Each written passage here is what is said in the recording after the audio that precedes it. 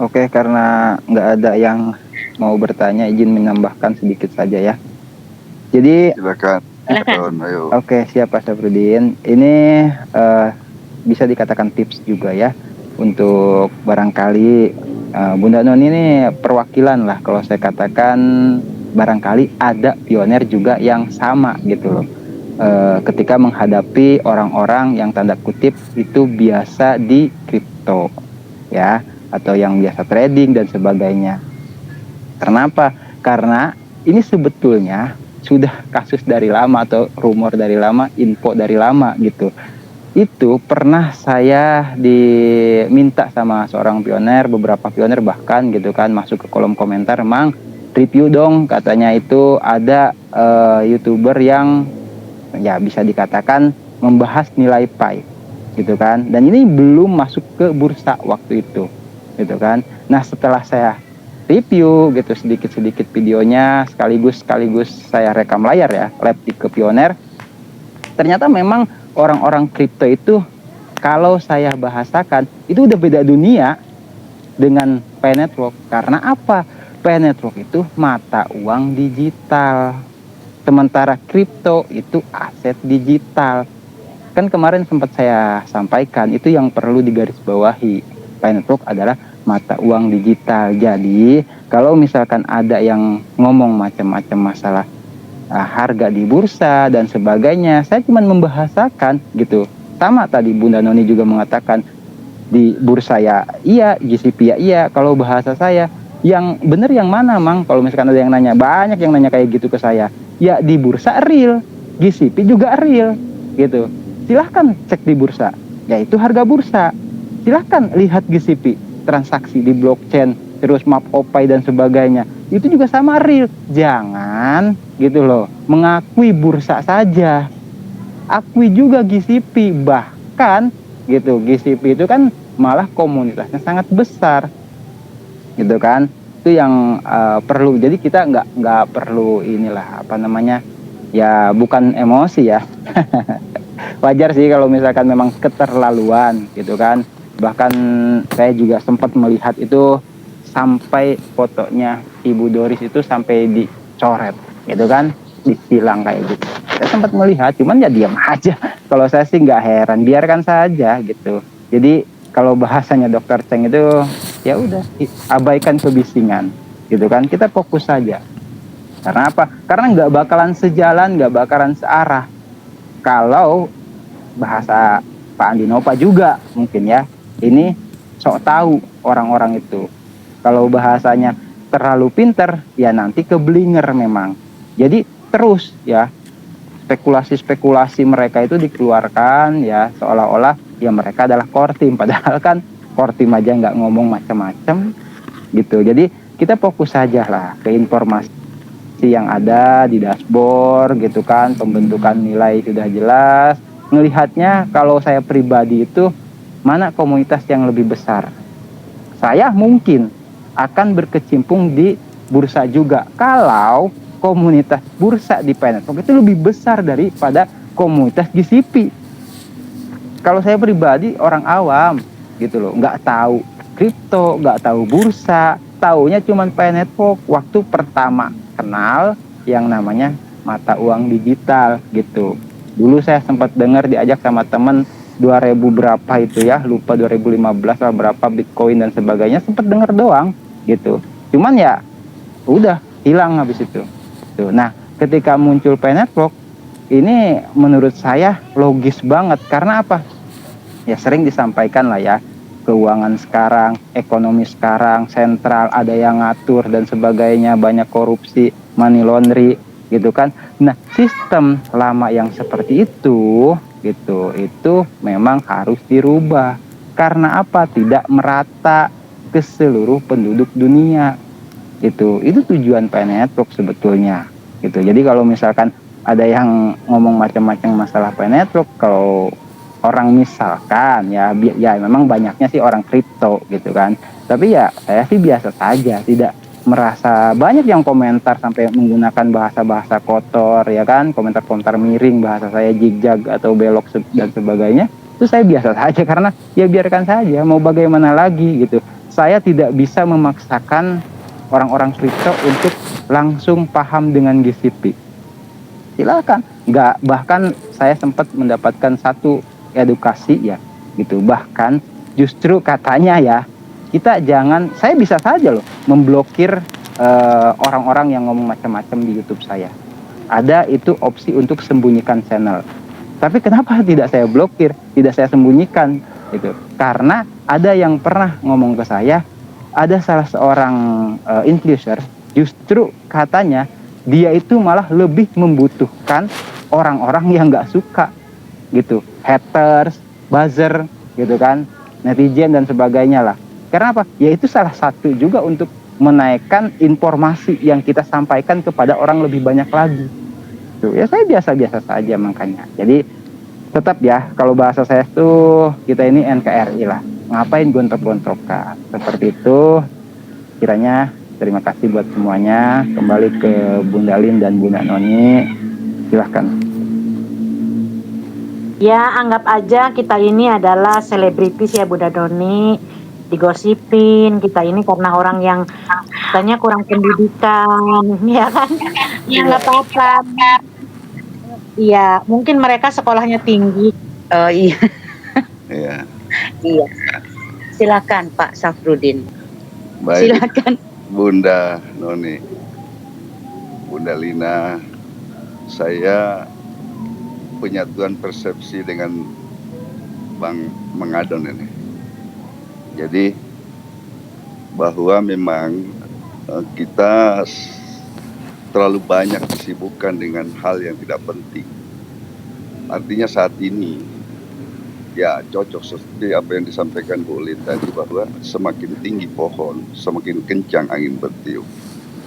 Tentu saya, Pak Mangadon, memang tidak tertarik dengan cryptocurrency dan saya minim sekali pengetahuan tentang itu. Tapi ketika pioner ini, saya melihat visi misinya bahwa dia ingin menjawab tantangan berabad-abad lamanya gitu kan, dalam posisi ketidakstabilan, ketidakadilan, ketidakpemerataan, kemudian yang besar menindas yang kecil, kemudian penguasaan pasar hanya sekelompok orang tertentu dan sebagainya. Dan lebih-lebih kalau kita lihat di dunia pemerintahan juga, waduh, sangat-sangat keadilan itu sulit sekali dijumpai.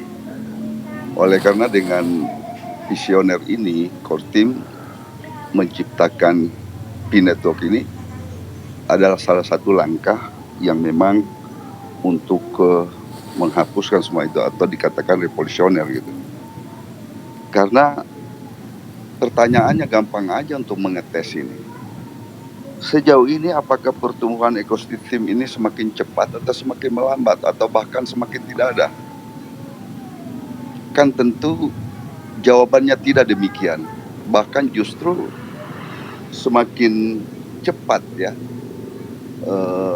peningkatannya, pertumbuhannya. Lalu mengetes yang kedua, apakah sejauh ini lebih banyak atau lebih sedikit pioner yang melakukan penjualan atau lebih banyak yang menyetok daripada menjual begitu tentang P-nya. Nah, ini tentu kita sepakat bahwa yang seperti ini memang kita tinggal tunggu momentum aja. Momentum sekarang ini yang sedang berubah. Pelan namun pasti. Bahwa pelannya ini betul-betul care gitu kan, betul-betul dia ingin bahwa ketika dia jalan atau ke depannya itu ada open net global, tidak ada lagi celah, tidak ada lagi ruang, sehingga smoothly akan jalan sesuai dengan harapan. Dan saya kira memang Kortim ini jenius ya, mungkin tidak bisa kita baca seluruh pikirannya gitu. Makanya dengan kehati-hatian yang kita lihat itu bahwa bukan tidak main-main gitu. Artinya apakah Dr.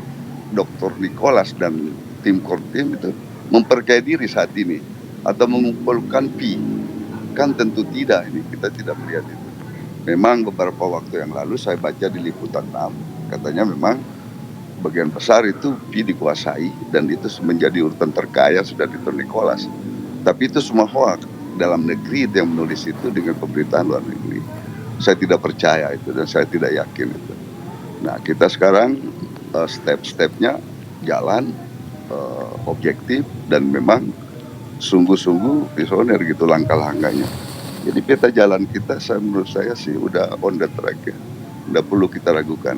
Sekarang pertanyaan kembali, apakah kita dengan menyetop Pi yang ada sekarang di handphone kita, yang handphone itu mungkin tidak seberapa harganya, dengan harapan untuk mencapai nilai yang stabil nanti diciptakan oleh duta-duta ambasador, duta besar ambasador, semuanya yang bekerja siang malam ini, lalu akan sia-sia begitu saja? Tentu tidak.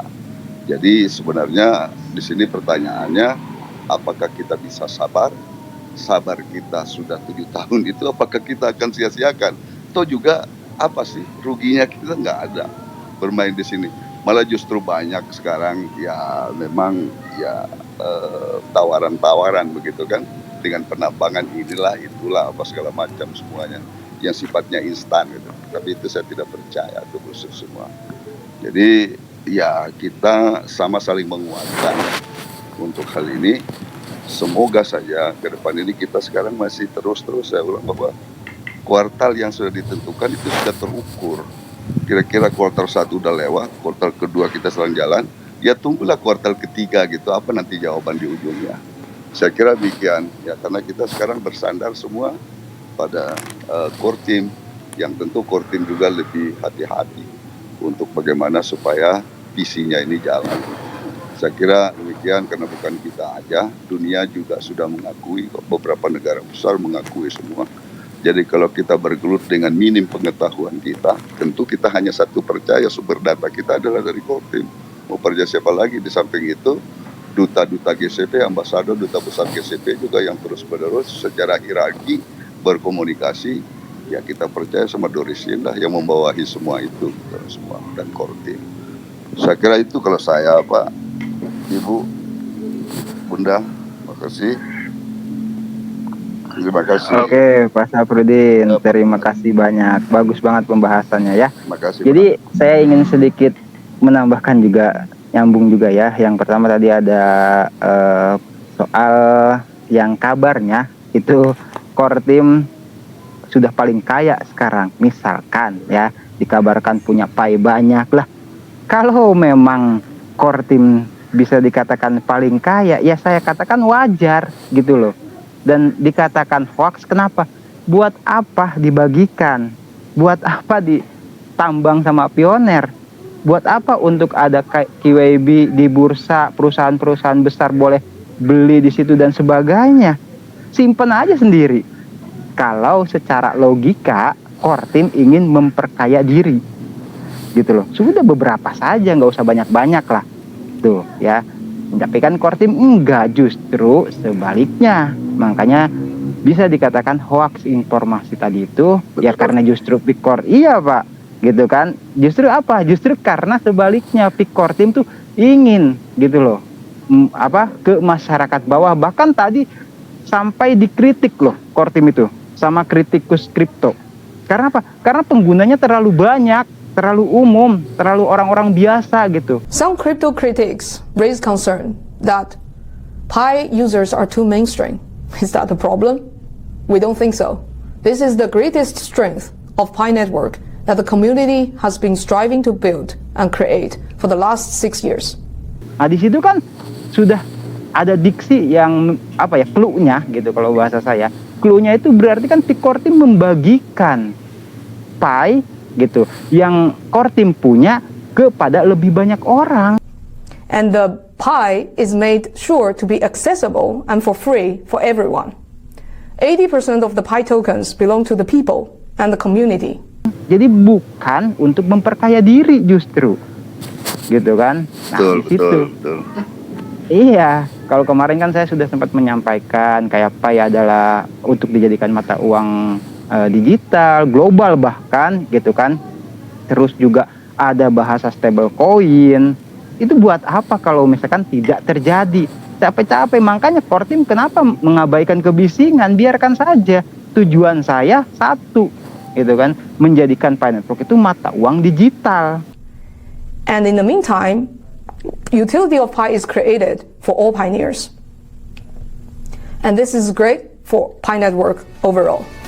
So pioneers, final words, don't let the noises distract you. Focus on what matters and what makes a difference in crypto space and in the world. Keep working and keep creating, and everything else will follow. Let's show the world a different path to crypto and the power of Pi Network in the new era of open network. Itu core team. Jadi kalau misalkan ada yang ngomong macam-macam, biarkan saja.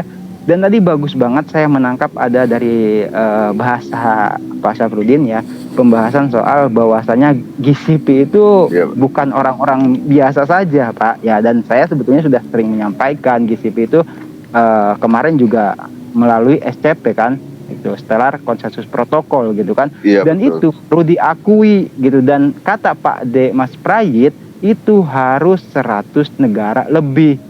Mohon maaf ya, ini disclaimer nih buat yang barangkali gitu kan merasa dirinya paling bisa di kripto, jangan melihat ke warga Indonesia doang dong. Lihat juga lulusan Stanford gitu kan. Betul. Bahkan teman-temannya Dr. Nicholas Kokalis yang lainnya.